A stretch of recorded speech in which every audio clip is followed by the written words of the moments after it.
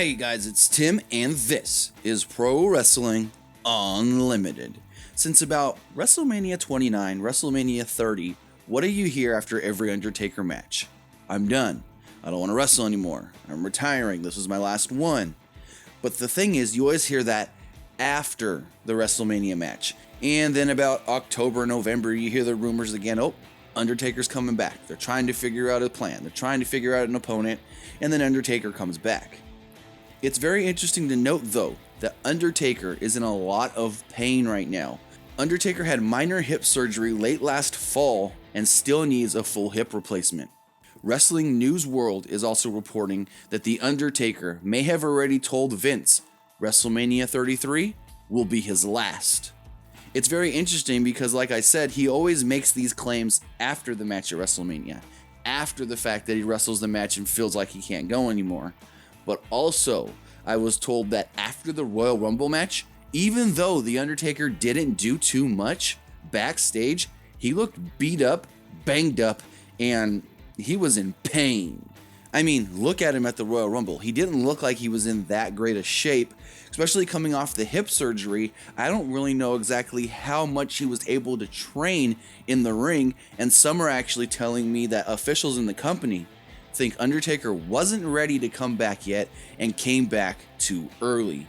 Undertaker is still scheduled to take on Roman Reigns at WrestleMania, like we saw set up inside the Royal Rumble match, which was really the main reason Reigns was in that match. And we're just gonna really hope that he can train up and get better and feel better before WrestleMania. Undertaker doesn't have to do anything else physical until the WrestleMania match, so that's a good thing.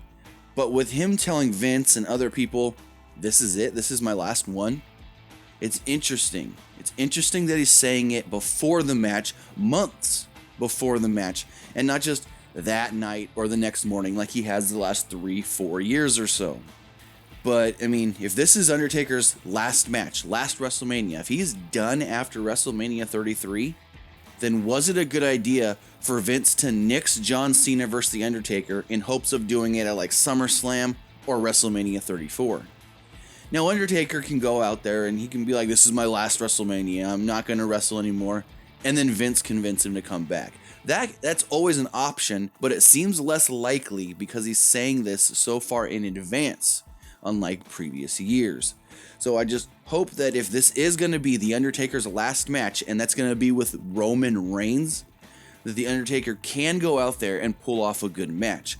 Roman Reigns, for whatever people want to say about him, he has good matches. He can pull off a good match. Some say that, oh, it's all because of his opponent.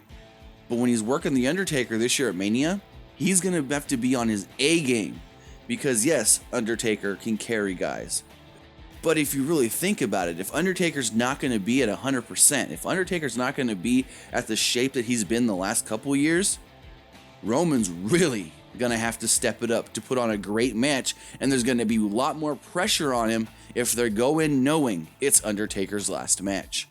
But that's going to do it for this edition of Pro Wrestling Unlimited. Remember to comment below, like and share this video, like us on Facebook, Instagram, and Twitter, and subscribe here on YouTube.